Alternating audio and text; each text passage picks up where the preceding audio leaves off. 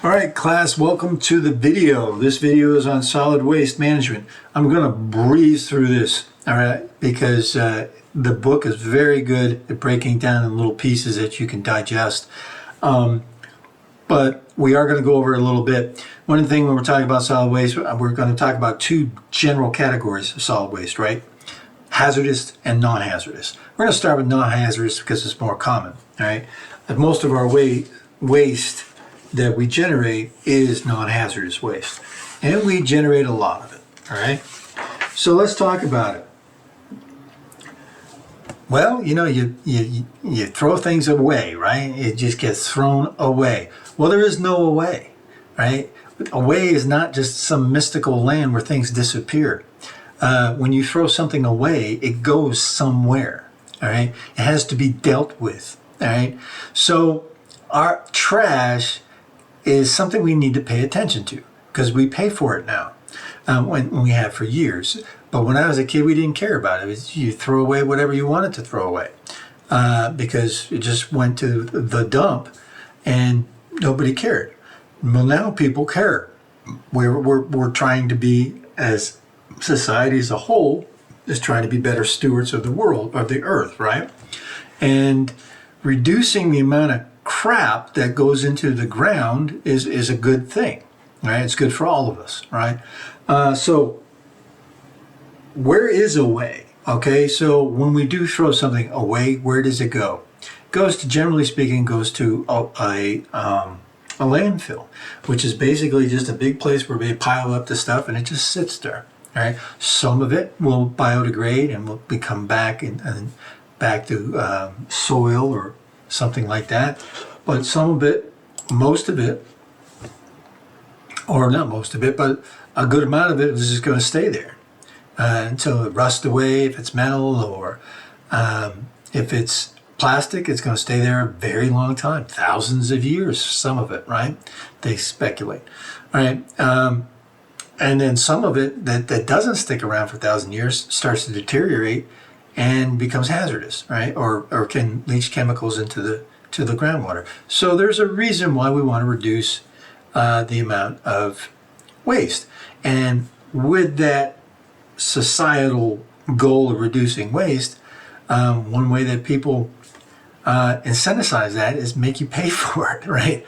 So we're going to talk about a bunch of stuff like that, but as far as trying to reduce your cost. But let's talk about how you pay for waste. There's something called a tipping fee. Now, a tipping fee can be an actual tipping fee, meaning that how many times your container gets tipped into the truck, you pay per that. Sometimes you pay per trip. Sometimes you pay per weight. Sometimes you pay per volume. Most common is going to be trip or tip, all right? And generally speaking, they're synonymous.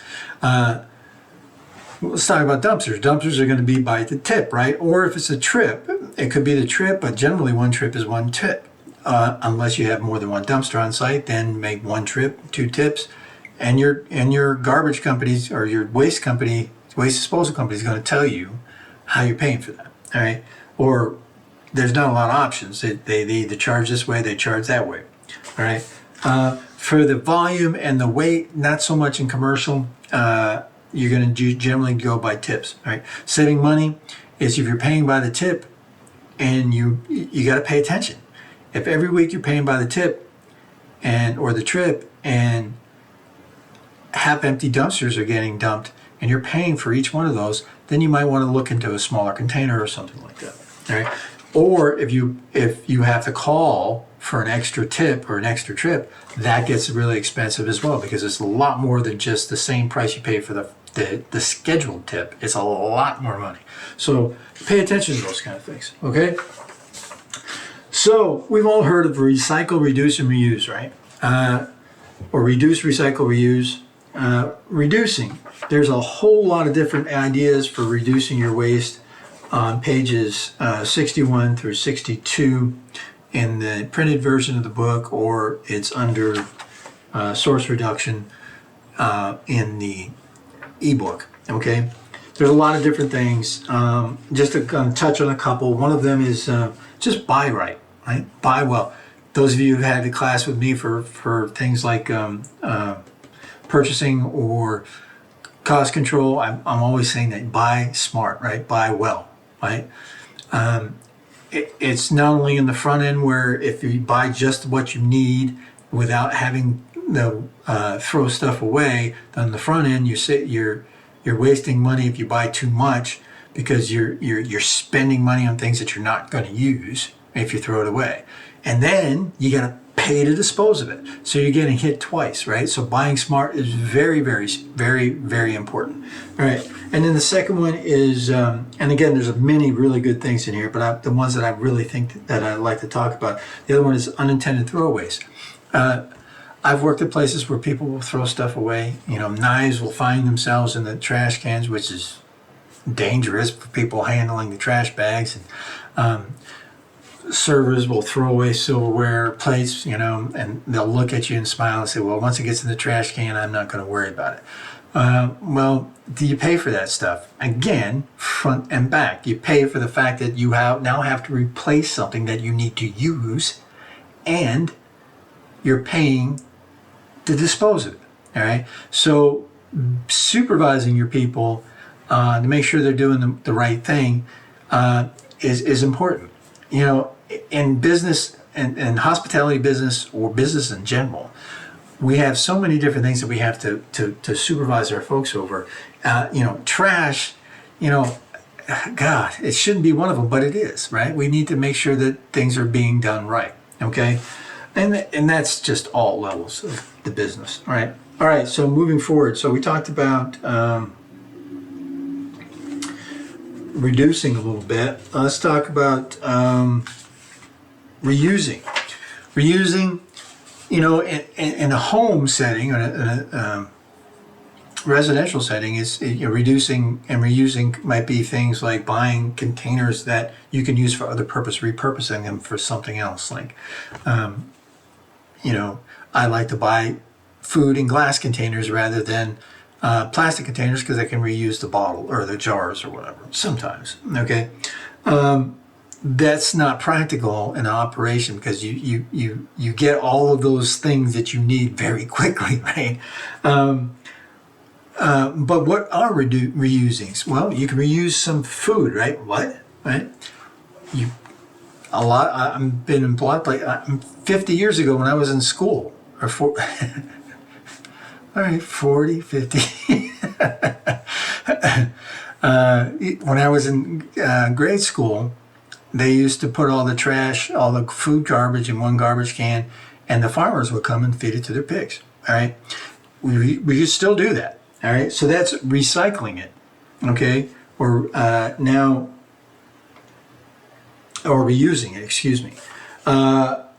We're going to get into let's see. Let's talk about recycling next. Recycling is nothing more than breaking something down, an element down, or an item down to its core thing, right?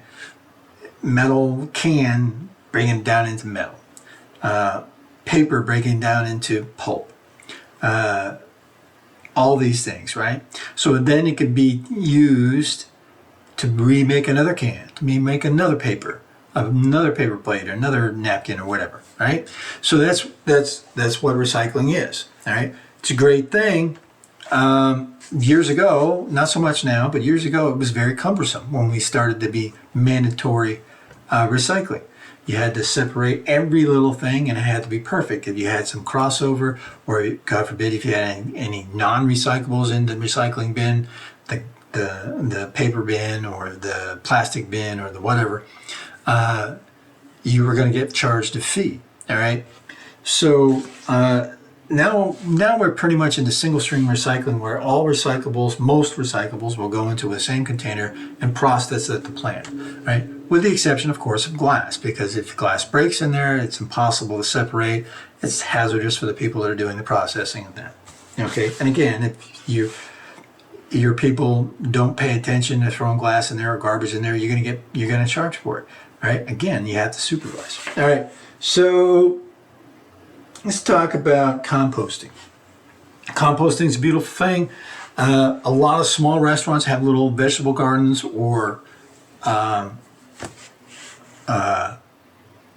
herb gardens will compost. Now, what is compost? And composting is basically just putting all of your food or your plant waste together, plant-based waste together, putting in some kind of container. When I was a kid, we just put it on a pile outside and let the sun do it. But there's different apparatus that helps facilitate breaking down that plant-based waste back into soil. All right, all soil was at one time some kind of plant. Right, you go in the forest, the soil of the forest was all leaves. All soil was, except sand. Sand has always been sand and always will be sand. All right, but anyway, so that's recycling. Now, I'm not recycling, but that's composting.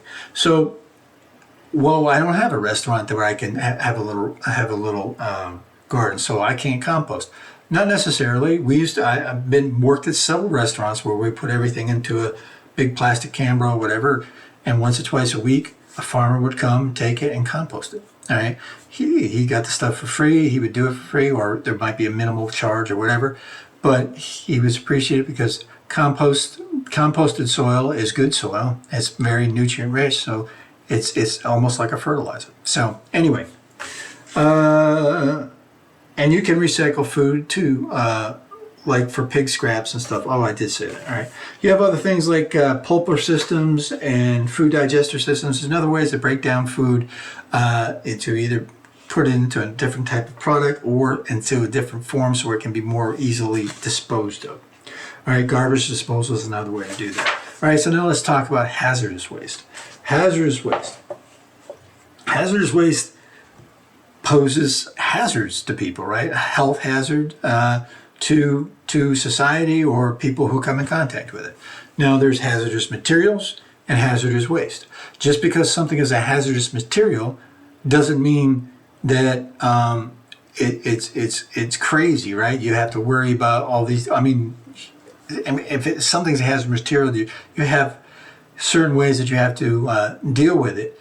But when it's become waste, that's when it becomes an issue. All right. So the first thing we need to deal with hazardous materials is make sure that we know about them. Right. The book mentions the MSDS, Material Safety Data Sheet. Anybody who's worked in this knows that we're no longer calling them that. They're called SDSs, Safety Data Sheets. Material Safety Data Sheet was an older system. Several years ago now, it was changed to a more standardized throughout the world SDS system. And basically, they're sheets, they're information on every chemical that you have, every hazardous material that you have on the premises. If you bring something in, if you buy something that's hazardous, you have to have an SDS or an MSDS. You have to have it. Okay, OSHA, we all know about OSHA, Occupational Safety and Health Administration. They monitor this, and they will come in, they'll look at, and they'll see like glass cleaner, and they're like, well, okay, you're storing that correctly, number one, and do you have an MSDS or an SDS for it? And generally speaking, you should, right? So they go and they look at it. Now, why do we care? Why are those things? It used to be called, I don't know if they still call it this or not, but it used to be called the employee's right to know. All right? Think about it. You're an employee, I'm an employer, I buy some chemicals. I like this chemical because it tears through it cleans the hell out of my flat top, right? Or this piece of equipment or that piece of equipment. It's great. But the guy's touching it, never going to have kids or whatever. It can be very, very hazardous, right? So employees have the right to know what they're getting themselves into, all right? On the information you're going to see on there is the proper PPE, personal protective equipment that you need to use when you use it. Years ago, your PPE was your hands, right? It's like, it didn't matter what it was, we'd squirt it and use our bare hands to clean. Finding out that's probably the way I am. But, it is serious because people were getting sick, people were getting hurt, dying in some cases. So the manufacturers of these materials now figure out the safe way to operate these materials, tell the equipment that's needed. On the information sheets are also going to have things like what to do in a case of emergency. If it spills, what do you got to do? If you come in contact with the skin, the eyes, ingested, whatever, what are your medical treatments for it? It's very, very good information. So everybody should know where those sheets are. All right. And if you've never heard of these before, then the people that you work for have done you a disservice. You should have heard of them. All right. And some of you have seen them. They're the little binder that's sitting on a chain that says right to know information or MSDS, or now it'll say SDS or whatever. Some places they still will read, the sign will still read MSDS, but it's now the new system. Either way, you should know about that stuff. So what else do we need to know about hazardous waste and hazardous material? Hazardous material on the MSDS is going to tell you how to store it. Some things shouldn't be stored together, right? Some things really don't like each other. Different chemicals don't like each other, and they shouldn't be stored together. And then all that stuff's going to be on the SDS, and you're going to have different storage areas. Okay. Now, but waste is the same way. You have to store waste until it gets taken away, right? Certain chemical waste or hazardous waste, there's specific companies that will take that, because your general solid waste people might not take it, or they'll take it different trips or different procedures for hazardous waste. You got to store hazardous waste in closed containers. There's many different things you got to do. You can read that on page 71 71, or it's under storing hazardous waste. But what I do want to talk about is some of the different characteristics to make things hazardous, right? You have things that are ignitability, all right? Well, that even sounds bad, right? If something is highly ignitable, that means that it just easily just ignite, right? Low temperatures. Most things will ignite with, maybe, if they're, see, ignitability is different than flammability. Flammability is, will it burn? Ignitability is, will it burn on its own when conditions get to a certain point, certain oxygen to heat ratios or heat or whatever, okay? Then you have corrosivity. Corrosivity, okay? Corrosive waste. These are things that break down where they're acids or bases. A base is the opposite of an acid, but both of them on the extreme ends can start to interact with different things and tear things down. Okay, reactivity. Some things are perfectly stable under normal conditions, but they're going to react under certain conditions. And then we have toxicity. Toxicity. This is how poisonous something is, right? If something is super, super poisonous, that you're doggone right, it's a hazardous waste, right?